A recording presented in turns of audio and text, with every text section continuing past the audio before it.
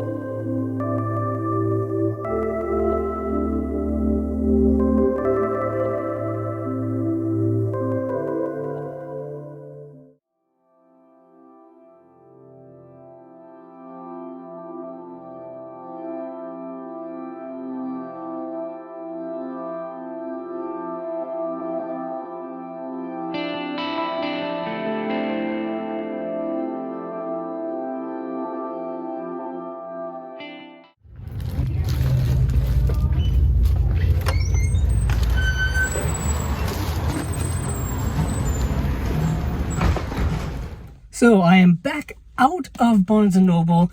As you saw here, there was quite a sizable selection in there. More so than in the past. I have heard that certain Barnes & Noble, or Barnes & Noble in general, was kind of boosting up their Criterion collection sections for the sales. So hopefully that was the reason why it was so boasting. As you saw, there were quite a few copies of a few select films, a lot of copies of Pink Flamingos, a lot of copies of Raging Bull, a lot of copies of Wall-E, a lot of copies of Thelma and Louise, but I did manage to get 6 movies. I was kind of just grabbed the ones I wanted right away, high priority stuff. Of course, you always have to leave a few behind for next time. The sale does go on for the entire month. So I gotta be patient, gotta bide my time, but it is difficult, as many of you probably know. So let me just show you what I got here. First up here is Petite Maman, which is Celine Sciamma's recent film. And this is just a beautiful, beautiful shorter film from her. The movie only clocks in at about 73 minutes. It's very subtle, wonderfully, deeply thematic. I absolutely loved it. I love her work in general. Portrait of a Lady on Fire is a stunningly amazing film. But most importantly, this comes with a animated film. It comes with My Life as a Zucchini, which was co-written by Celine Sciamma. And that is a wonderful animated film. Next up, and quite honestly, my number one priority when it came to the sale was to get this movie. And luckily they had 2 copies, and I snagged one of them, and that is Targets by the late, great Peter Bogdanovich. I have wanted this movie in my collection for probably over a decade, and I finally got it. I was waiting because the DVD was out of print for years, or it was tough to find, and there was a Blu-ray release that was supposed to happen, and then this one was announced and then finally came out. And then of course Peter Bogdanovich unfortunately passed away recently, so I wanted to get more of his work just to complete his, directorial filmography in my collection. And I've always been just a big fan of him and his work, just a huge influence on me and my love of movies. So that's Targets. Next up, speaking of influences, I don't know if there's many people that have influenced me more than this director, and this is David Lynch's last film that he directed, feature film at least, and that is Inland Empire.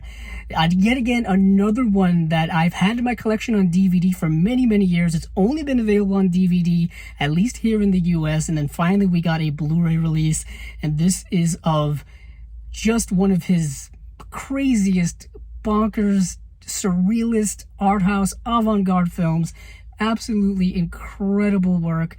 So I was so glad to finally upgrade my DVD to this Blu-ray. And next up is something that I bought because I had wanted to have it added to my collection, but I didn't really have the insistence to do it, the need or the want to do it, until most recently with the passing of just the legendary, iconic actor Alan Arkin, and this is The In-Laws, which is a film he starred along with Peter Falk. I have seen this film before, and it is just a hilarious comedy. So I bought this just to add more Alan Arkin to my collection, because it's very sad when we're seeing a lot of the actors and actresses and people in film and entertainment that we know unfortunately pass away. And it's nice that their work and their memory lives on through their work. So that's The In-Laws. And the next up is a movie I was supposed to buy last time. It was a movie that I wanted to add to my collection last time. My store never got any copies, but they did get some now. And that is Arsenic and Old Lace, starring the great Cary Grant. Just incredible screwball comedy directed by the great Frank Capra. Apparently, Cary Grant wasn't a big fan of this film. He thought he was too zany, too over the top, but to me, that was part of his great charm when it came to his screwball comedies. So finally, I can upgrade my DVD to this Blu-ray. So it's months and months in the waiting, or years in the waiting, but I finally got it. So I can't wait to add this to the shelf. And then lastly here is a film by Kiyoshi Kurosawa, no relation to Akira Kurosawa, but the film is of great quality, and that is The Cure. Just a great 90s neo-noir crime film, something in the vein of like Seven or David Fincher's work from that time. Came out in 97, so I believe that's after Seven had come out.